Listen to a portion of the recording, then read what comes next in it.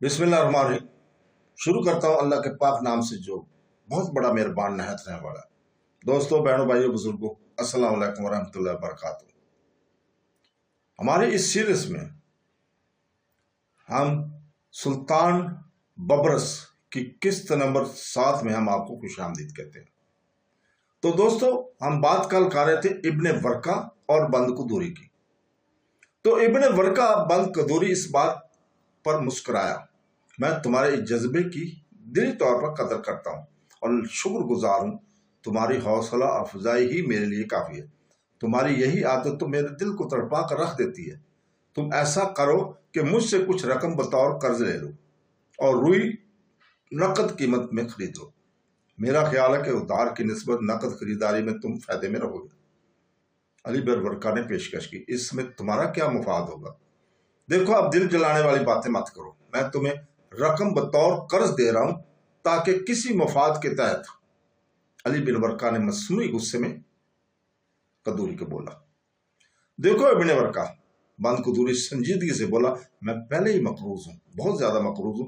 तजारत में कर्ज ले लेना कोई बुरी बात नहीं है, मगर दोस्तों अहबाब से कर्ज लेना तल्लुकात को जाया करने के मुतरादिफ होता है। मैं तुम्हारे नेक जज्बात की बेहद कदर करता हूं, मगर तुमसे कर्ज लेने के लिए माजरत ख्वाह।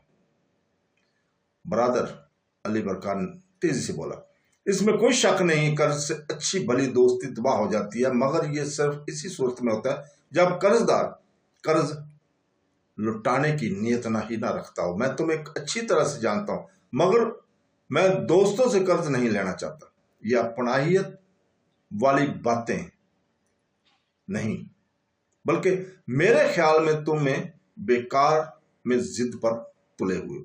अली बिन वर्का ने एक पोटली इसकी जानब बढ़ा दी। बंद कदूरी ने हैरत भरी निगाह से इसकी जानब देखा। ये क्या है? तुम्हें नए सिरे से मुनज़्ज़म करने के लिए एक दोस्त की जानब से 500 दिनार सुर्ख छोटा सा कर्जनुमा तोहफा है। तुम इनकी मदद से इस मुकाम को वापस पा सकोगे जो तुम हादसी तौर पर खो चुके। अली बिन वर्का की आंखों में खलूस उतर आया था, मगर अब तुम एक लफ्ज भी नहीं बोलोगे। अली बिन वर्का ने फैसला कुन लहजे में कहा, तुम जो चाहते हो वो मैं नहीं चाहता। फिर भी तुम्हारी जिद है कि मैं तुमसे कर्ज लूं, तो ये सिर्फ एक तुम ही चाहते हो।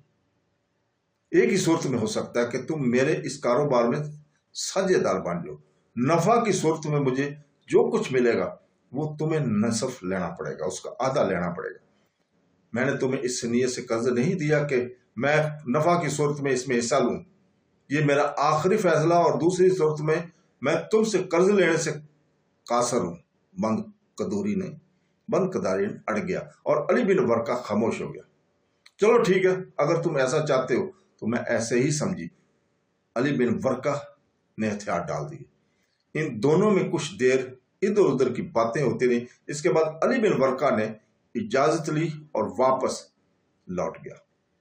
बंद कदारी को जाने क्यों नहीं यकीन आ रहा था कि अली बिन वर्का ने यह कर्ज इसे खुलूस नीयत से ही दिया था। इसने इस जमन में मजीद सोचना नामुनासिब समझा और इसी दिन दमिश्क की रुई के ताजों से मुलाकात करके खासा माल जमा कर लिया। वो 3 हफ्ते तैयारी में गुजर गए। निसब माल की कीमत अदा की गई थी, जबकि निसब माल के वाजबात इसके जिम्मे बाकी थे। 5वें हफ्ते इसने रखते सफर बांधा। बंद कदारी की इमारत में एक छोटा सा काफिला मिस्र की जानब रवाना हुआ था। दोस्तों, सन 1097 ईस्वी में बाज़ंतीनी कस्तंतुनिया शैन अलेक्स कोमेनेस के दरख्वास्त पर पोप अर्बन सानी ने कलरमो जनूबी फ्रांस के मुकाम पर शुला बयान खतबा दिया, जिसका मौजू मुसलमानों से अर्ज मुकद्दस को छुड़ाना था। मौसम बहार तक 1.5 लाख के करीब मसीहों ने इस खुतबे की तामील में कदम उठाया। उन्होंने सलीब को अपना निशान मुंतखब भी किया, जो कि बाद में इनकी पहचान बन गया। इनकी तमाम लड़ाइयों का सिलसिला सलीबी जंगों से मारूफ हुआ। उन्होंने कस्तंतुनिया से आबनाए को अबूर किया और बकिया पर कब्जा कर लिया। इसके बाद दोरी लाम फतह किया गया। कोस्तान तारस से गुजरकर ये लोग عرب علاقوں میں داخل ہو گئے۔ یہاں ان کے درمیان کشمکش کا آغاز ہو گیا۔ ہر رہنما اپنی بات منوانے پر ضد تھا۔ لوتھا رنجیا کے بالڈون نے ایک صلیبی گروہ کی قیادت سنبھالی اور صلیبیوں کو لے کر مشرقی جانب سے الروحا کا قصد کیا۔ سن 1098 میں یہاں قبضہ کر لیا گیا اور یوں پہلی لاطینی سلطنت کی بنیاد رکھ دی گئی۔ یہی والٹون آگے چل کر لقب والٹون اول پر یروشلم کا دوسرا بادشاہ بنا تھا۔ یہ صلیبیوں کا دوسرا گروہ ایک نارمن سپہ سالار ٹینکرڈ کی سرکردگی میں مغربی جانب سے مڑ کر سلیشیا میں داخل ہو گیا۔ وہ ترتوس ارد گرد نواح کے علاقے رونتا ہوا آگے بڑھ رہا تھا کہ اسے انطاکیہ کے پاس ایک مسلمان سلجوقی امیر سیان کے سامنے ٹھہرنا پڑا۔ سلجوقی امیر کو مزید کمر نہ ملنے پر وہ زیادہ دیر تک مقابلہ نہ کر پایا اور اپنوں کی غداری سے ہی شہر صلیبیوں کے ہاتھے چڑھ گیا۔ وہاں کی آبادی کو تہ تہ کر دیا گیا اور شہر کو نظر آتش اس وقت کر دیا گیا۔ صلیبی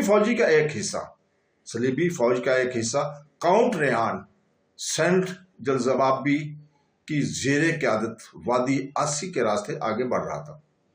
یہ صلیبی جنگجوؤں کا دولت مند اور ممتاز سالار تھا۔ اس کا تعلق پرووینس فرانس سے تھا۔ اس نے جنوب کی سمت پیش قدمی کی اور محترد نہمان نامی شہر کو نظر آتش کر دیا۔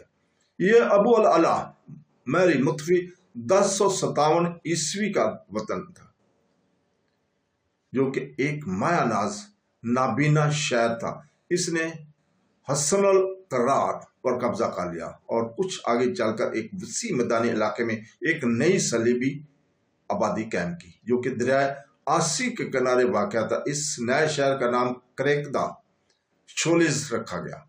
یہاں ایک مسیح روایت کے تحت تاریخی گرج الناصرہ کی تعمیر کی گئی، جو بعد میں صلیبی جنگجوؤں کے قیام گاہ بن کر رہ گیا۔ عربوں میں یہ شہر الکرک کے نام سے مشہور ہوا۔ یہاں مضبوط صلیبی قلعے کی تعمیر کی گئی۔ بعد میں الناصرہ کو مقدس مسیحی ہستی سے منسوب کر کے اس کی قدر و منزلت مزید بڑھا دی گئی۔ ان صلیبیوں کی کارستانیاں بڑھتی ہی چلے گئیں۔ الرہا، اڈیسیا، انطاکیہ اور یروشلم کے بعد طرابلس، الشام اور بہت سے دوسرے شہر چھین لیے گئے۔ وہاں قتل و غارت اور لوٹ مار کا بازار گرم کر دیا گیا۔ عباسی اور فاطمی خلافتیں موجود ہونے کے باوجود کچھ نہ کر سکی۔ وہ ان غلامتوں میں اور بھی جیسے دم خم باقی نہ تھا۔ فلسطین، شام اور لبنان کے مسلمانوں پر بڑا نازک وقت آن پڑا تھا۔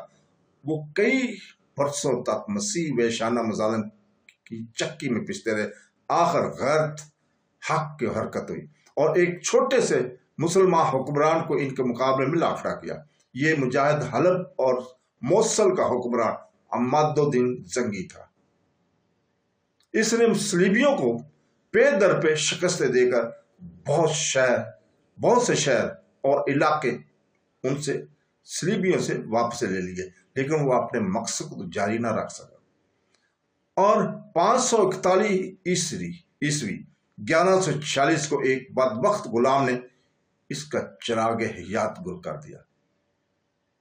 تو دوستو، اس کے ساتھ ہی ہم اجازت چاہتے ہیں۔ کل تک کے لیے اللہ حافظ۔